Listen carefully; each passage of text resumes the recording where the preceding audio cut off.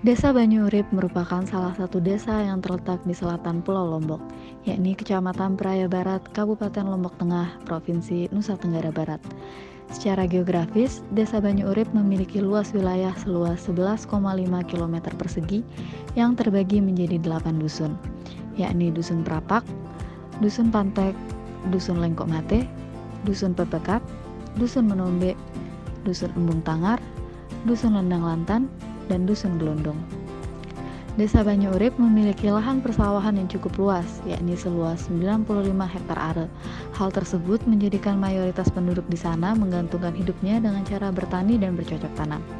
Selain lahan persawahan yang luas, masyarakat Desa Banyu Urip juga memiliki lahan pekarangan yang dapat dijadikan sebagai sarana untuk bercocok tanam. Namun sayangnya, pekarangan tersebut tidak dimanfaatkan dengan baik oleh masyarakat dan hanya dibiarkan begitu saja. Padahal jika dimanfaatkan, pekarangan tersebut dapat memberikan nilai tambah bagi masyarakat di sana. Oleh karena itu, kami KKN Tematik Universitas Mataram Desa Banyu Urip 2021-2022 mengangkat tema pemanfaatan lahan pekarangan sebagai sarana produksi tanaman olerikultura guna mendukung Rumah Pangan Lestari atau RPL di Desa Banyu Urip, Kecamatan Praia Barat, Kabupaten Lombok Tengah, dengan tujuan agar terpenuhinya kebutuhan pangan masyarakat melalui pemanfaatan pekarangan sebagai sarana produksi tanaman olerikultura sehingga dapat menekan pengeluaran dalam rumah tangga. Lahan pekarangan non-produktif dapat dimanfaatkan sebagai sarana produksi tanaman olerikultura.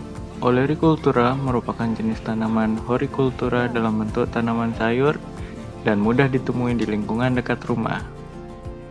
Desa Banyu Urip, Praia Barat, Lombok Tengah merupakan desa di mana mayoritas masyarakat di desa ini memiliki pekarangan yang dapat dimanfaatkan sebagai lahan penanaman tanaman olerikultura.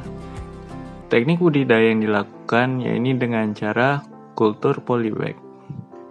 Kultur polybag merupakan teknik budidaya tanaman dengan metode atau hasil inovasi melalui pemanfaatan tempat tanam untuk lahan sempit dengan menggunakan media polybag. Tanaman olerikultura yang dapat dimanfaatkan untuk ditanam di pekarangan rumah yaitu contohnya sawi, cabai, bayam, dan kangkung. Serta cara menanamnya yang pertama, disiapkan media penyemaian tanaman olerikultura. Lalu yang kedua, tanah yang digunakan dicampurkan dengan pupuk organik. Ketiga, dilakukan penyemaian bibit. Keempat, setelah bibit tumbuh, tanaman dipindahkan ke polybag. Cara merawatnya yaitu yang pertama, tanaman yang sudah dipindahkan ke polybag disiram 1 kali sehari. Dan selanjutnya, tanaman diamati setiap harinya untuk mengetahui kondisi tanaman. Yang ketiga, tanaman yang sudah tumbuh besar siap untuk dipanen.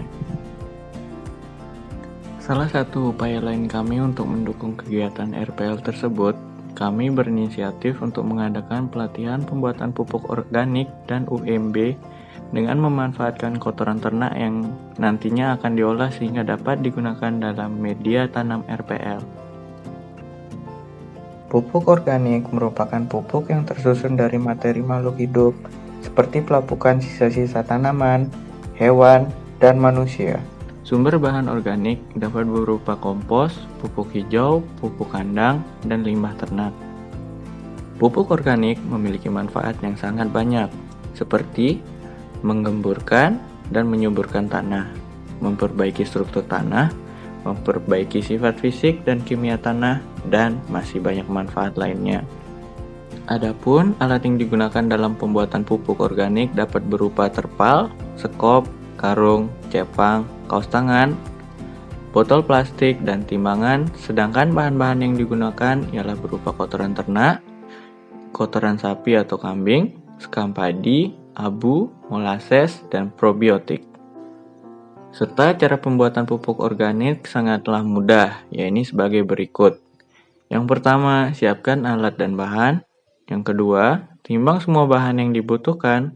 Yang ketiga, campurkan semua bahan aduk hingga merata. Yang keempat, tutup terpal hingga rapat. Yang kelima, tunggu proses fermentasi kurang lebih 2 minggu atau 14 hari. Yang keenam, pupuk telah siap untuk digunakan. Serta untuk UMB merupakan salah satu suplemen yang dibuat sebagai penambah nafsu makan pada ternak ruminansia, seperti sapi, kerbau, kambing, dan domba. Sebagaimana halnya pupuk organik, UMB juga memiliki beberapa kelebihan diantaranya yakni menambah nafsu makan pada ternak dan merangsang pertumbuhan pada ternak. Adapun alat yang digunakan dalam pembuatan pupuk organik dapat berupa ember, cetakan, dan timbangan. Sedangkan bahan yang digunakan dalam pembuatan UMB ini ialah berupa molasses atau gula merah, urea, tepung jagung, dedak halus, garam, dan kapur. Untuk cara pembuatan UMB dapat dilakukan dengan langkah-langkah sebagai berikut. Yang pertama, siapkan alat dan bahan, lalu timbang seluruh bahan yang digunakan, masukkan semua bahan ke dalam ember, kemudian diaduk hingga merata, masukkan bahan adonan ke dalam cetakan, lalu jemur hingga kering. Setelah kering, UMB siap digunakan. Selain melakukan program kerja utama tadi, kelompok kami juga melakukan beberapa program kerja tambahan, seperti CFD atau Clean Friday merupakan program kerja bersih-bersih yang bertujuan untuk meningkatkan kesadaran masyarakat agar selalu menjaga kebersihan yang ada di lingkungannya. Dalam program ini, mahasiswa KKN mengajak masyarakat untuk bersama-sama membersihkan lingkungan dan selokan-selokan agar sampah yang ada tidak menumpuk dan menjadi sumber penyakit. Kegiatan ini dilakukan tidak hanya di lingkungan dusun, tetapi juga di kantor Desa Banyu Urip dan Tugu Batas Desa Banyu Urip. Selanjutnya yakni ruang literasi. Ruang literasi merupakan ruang atau kegiatan mentransfer ilmu, kemampuan, dan keterampilan dalam membaca, menulis, berbicara, menghitung, dan memecahkan masalah pada tingkat keahlian tertentu yang diperlukan dalam kehidupan sehari-hari. Dalam program ini, kegiatan mengajar dibagi menjadi beberapa, seperti belajar mengaji, belajar tilawatil Quran, menari, dan mengajar materi pembelajaran kepada anak-anak Desa Banyu Urip, khususnya yang berada di Dusun Prapak.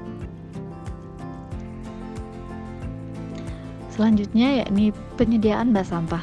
Bak sampah sendiri merupakan tempat menampung sampah secara sementara. Pada kegiatan ini, pembuatan bak sampah dibuat dari bahan dasar bambu yang diambil dari kebun masyarakat. Selanjutnya, bak sampah yang telah dibuat oleh mahasiswa-mahasiswa KKN didistribusikan ke beberapa dusun di Banyu Urip. Program kerja selanjutnya yakni senam.